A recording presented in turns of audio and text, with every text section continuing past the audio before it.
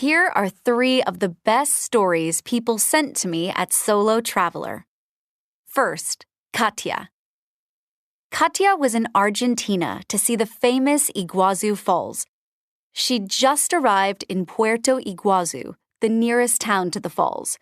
It was 10 p.m. at night. She'd booked a room in a hostel, but when she tried to find it, it just didn't seem to exist.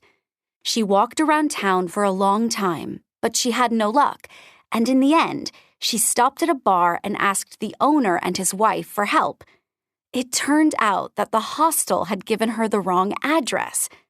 The kind bar owner ended up driving her around town at 2 o'clock in the morning to try to find the hostel. In the end, they found the place, but the front desk was closed for the night. So then, the bar owner drove her to a small hotel that was still open so she could get a room for the night. He even negotiated the price for her as he was worried it would be too expensive. So it only cost her the same as the hostel. Katya says she can't believe how incredibly kind he was. What a great story.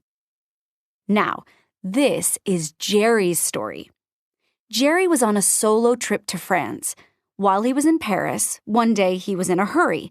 He ran across the street and tripped on the curb. He fell flat on his face on the sidewalk and cut his face badly. It was bleeding a lot. He was lying on the sidewalk and a group of boys, about 13 or 14 years old, came over to him. They helped him to stand up and they took him to sit down on a bench. One of the boys gave him some tissues to stop the bleeding.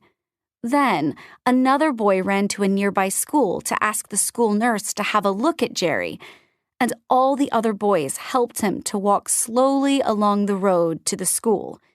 They couldn't go in with him, so they waved goodbye and ran off. Jerry says that the whole experience could have been much worse, but the kindness of those young men really cheered him up. And finally, this is what happened to Jen. Jen was at the airport in Lisbon. She was on her way first to London and then back to the U.S. She thought she'd allowed plenty of time to check in, but when she got to the airport, there was a huge line of several hundred people. She was absolutely convinced that she would miss her flight. She was panicking and talking aloud to herself, saying, "What am I going to do?" Then, a man in the line asked her, in English, if he could help. She explained that she had a flight to London, and the man told her she was actually in the line for a flight to Brazil.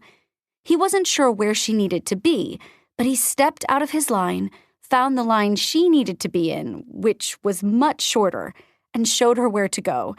The person behind him saved his place while he made sure Jen was okay. Jen says if it wasn't for the kindness of this man, she would have had a complete panic attack. I love these stories of the kindness of strangers. Keep sending your stories in. We love to hear from all those solo travelers out there.